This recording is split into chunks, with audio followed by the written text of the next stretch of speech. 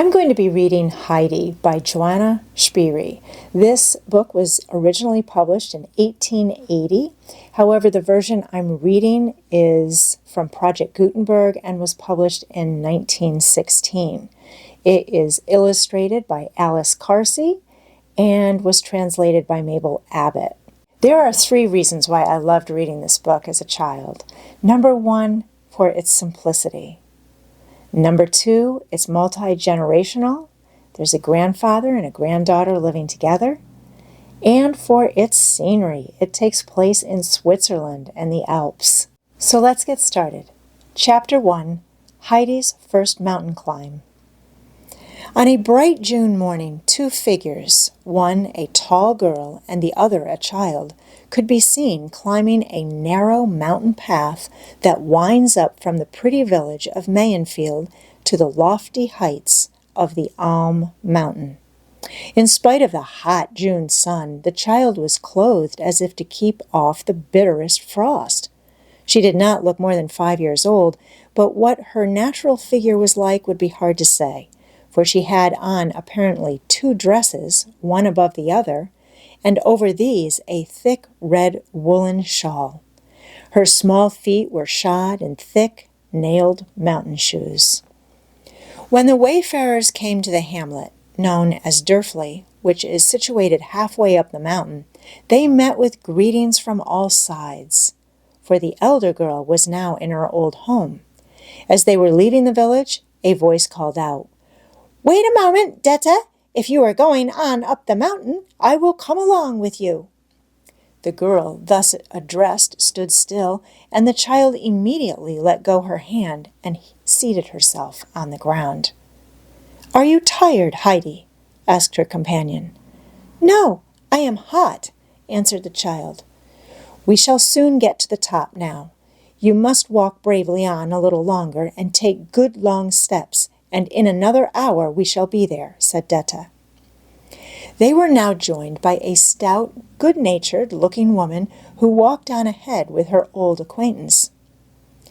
"And where are you going with the child?" asked the one who had just joined the party. "I suppose it is the child your sister left?" "Yes," answered Detta. "I am taking her up to Uncle, where she must stay." "This child stay up there with Uncle? You must be out of your senses, Detta. How can you think of such a thing? The old man, however, will soon send you both packing off home again." "He cannot very well do that, seeing that he is her grandfather. He must do something for her. I have had the charge of the child till now, and I can tell you, Barble, I am not going to give up the chance which has just fallen to me of getting a good place for her sake." "That would be all very well if he were like other people," said Barble. "But you know what he is, and what can he do with a child, especially with one so young? The child cannot possibly live with him, but where are you thinking of going yourself?" "To Frankfurt, where an extra good place awaits me," answered Detta. "I am glad I am not the child," exclaimed Barble. "Not a creature knows anything about the old man up there. He will have nothing to do with anybody, and never sets his foot inside a church from one year's end to another. When he does come down once in a while, everybody clears out of his way. The mere sight of him, with his bushy gray eyebrows and immense beard, is alarming enough. All kinds of things are said about him.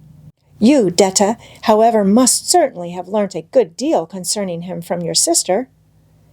"Yes, but I am not going to repeat what I heard. Suppose it should come to his ears, I should get into no end of trouble about it." Barble put her arm through Detta's in a confidential sort of way and said, "Now, do just tell me what is wrong with the old man. Was he always shunned as he is now, and was he always so cross? I assure you I will hold my tongue if you will tell me." "Very well, then, I will tell you, but just wait a moment," said Detta, looking around for Heidi, who had slipped away unnoticed. "I see where she is," exclaimed Barble. "Look over there," and she pointed to a spot far away from the footpath. "She is climbing up the slope yonder with Peter and his goats. But tell me about the old man. Did he ever have anything more than his 2 goats and his hut?" "I should think so indeed," replied Detta with animation. "He was at one time the owner of one of the largest farms in Domlashk, where my mother used to live. But he drank and gambled away the whole of his property, and when this became known to his mother and father, they died of sorrow, one shortly after the other.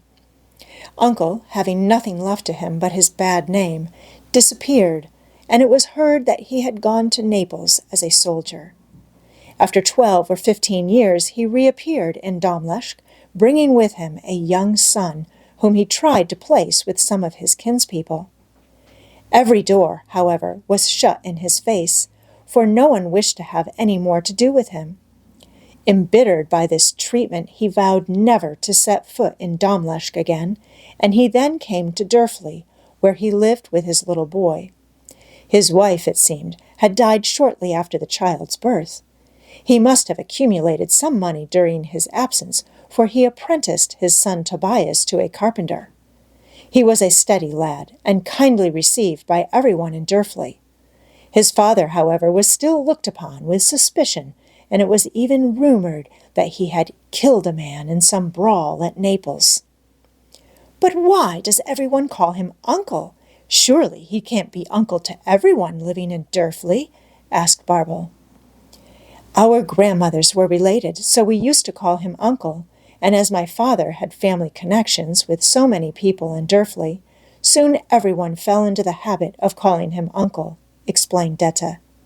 "And what happened to Tobias?" further questioned Barbel, who was listening with deep interest. "Tobias was taught his trade in Mells, and when he had served his apprenticeship, he came back to Durfli and married my sister Adelaide. But their happiness did not last long.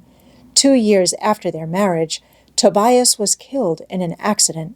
His wife was so overcome with grief that she fell into a fever from which she never recovered. She had always been rather delicate and subject to curious attacks, during which no one knew whether she was awake or sleeping. And so 2 months after Tobias had been carried to the grave, his wife followed him. Their sad fate was the talk of everybody far and near, and the general opinion was expressed that it was a punishment which Uncle deserved for the godless life he had led. Our minister endeavored to awaken his conscience, but the old man grew only more wrathful and stubborn and would not speak to a soul. All at once we heard that he had gone to live up on the mountain, and that he did not intend to come down again. Since then he has led his solitary life up there, and everyone knows him now by the name of Uncle. Mother and I took Adelaide's little one, then only a year old, into our care. When Mother died last year, and I went down to the baths to earn some money, I paid old Ursel to take care of her. So you see, I have done my duty. Now it's Uncle's turn. But where are you going to yourself, Barbel? We are now halfway up the Alm." "We have just reached the place I wanted," answered Barbel. "I must see Peter's mother, who is doing some spinning for me. So goodbye, Detta, and good luck to you." She went toward a small dark brown hut, which stood a few steps away from the path in a hollow that afforded it some protection from the mountain wind. Here lived Peter, the 11-year-old boy, with his mother, Brigitte, and his blind grandmother, who was known to all the old and young in the neighborhood as just grandmother. Every morning Peter went down to Durfli to bring up a flock of goats to browse on the mountain. At sundown, he went skipping down the mountain again with his light-footed animals. When he reached Durfli, he would give a shrill whistle, whereupon all the owners of the goats would come out to take home the animals that belonged to them.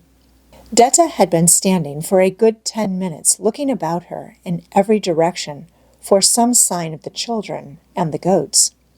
Meanwhile, Heidi and the goat herd were climbing up by a far and roundabout way, for Peter knew many spots where all kinds of good food in the shape of shrubs and plants grew for his goats. The child, exhausted with the heat and weight of her thick clothes, panted and struggled after him, at first with some difficulty. She said nothing, but her little eyes kept watching first Peter, as he sprang nimbly hither and thither on his bare feet, clad only in his short little breeches, and then the slim-legged goats that went leaping over rocks and shrubs. All at once she sat down on the ground and began pulling off her shoes and stockings. Then she unwound the hot red shawl and took off her frock. But there was still another to unfasten, for Detta had put the Sunday dress on over the everyday one to save the trouble of carrying it. Quick as lightning, the everyday frock followed the other, and now the child stood up, clad only in her light, short-sleeved undergarment. She stretched out her little bare arms with glee. Leaving all her clothes together in a tidy little heap, she went jumping and climbing up after Peter and the goats as nimbly as any of the party. Now that Heidi was able to move at her ease, she began to enter into conversation with Peter. She asked him how many goats he had, where he was going to with them, and what he had to do when he arrived there. At last, after some time, they came within view of Detta. Hardly had the latter caught sight of the little company climbing up towards her when she shrieked out, "Heidi, what have you been doing? What a sight you have made of yourself! And where are your 2 frocks and the red wrapper? And the new shoes I bought, and the new stockings I knitted for you? Everything gone! Not a thing left! What can you have been thinking of, Heidi? Where are all your clothes?" The child quietly pointed to a spot below on the mountainside and answered, "Down there." "You good-for-nothing little thing!" exclaimed Detta angrily. What could have put it into your head to do that? What made you undress yourself? What do you mean by it?" "I don't want any clothes," said Heidi. "You wretched, thoughtless child, have you no sense in you at all?" continued Detta, scolding and lamenting. "Peter, you go down and fetch them for me as quickly as you can, and you shall have something nice." And she held out a bright new piece of money to him that sparkled in the sun. Peter was immediately off down the steep mountainside, taking the shortest cut, and was back again so quickly with the clothes that even Detta was obliged to give him a word of praise as she handed him the promised money.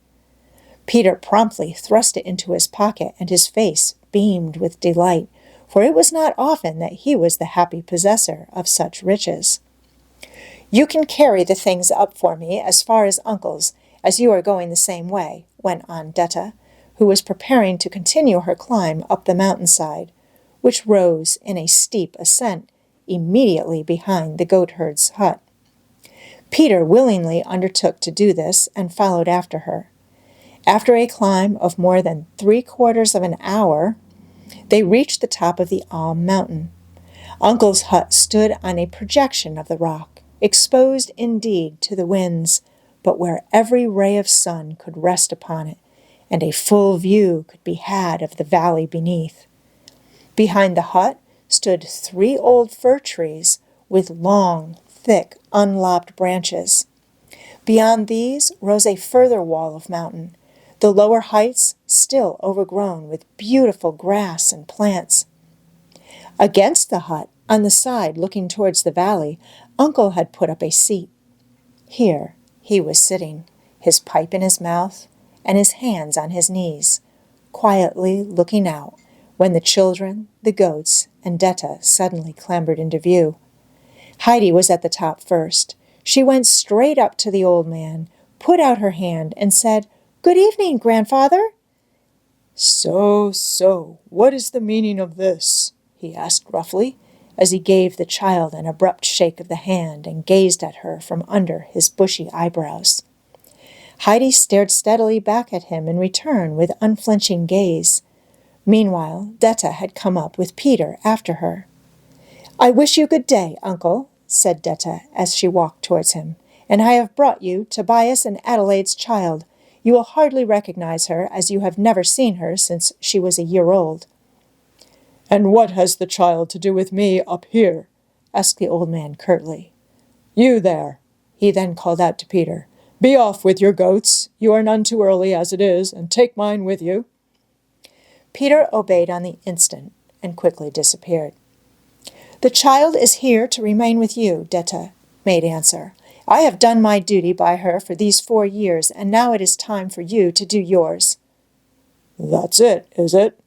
Said the old man as he looked at her with a flash in his eye. And when the child begins to fret and whine after you, what am I to do with her then? That's your affair, retorted Detta. If you cannot arrange to keep her, do with her as you like. You will be answerable for the result if harm happens to her, though you have hardly need to add to the burden already on your conscience. Now Detta was not quite easy in her own conscience about what she was doing, and consequently was feeling hot and irritable, and said more than she had intended. As she uttered her last words, Uncle rose from his seat. He looked at her in a way that made her draw back a step or two.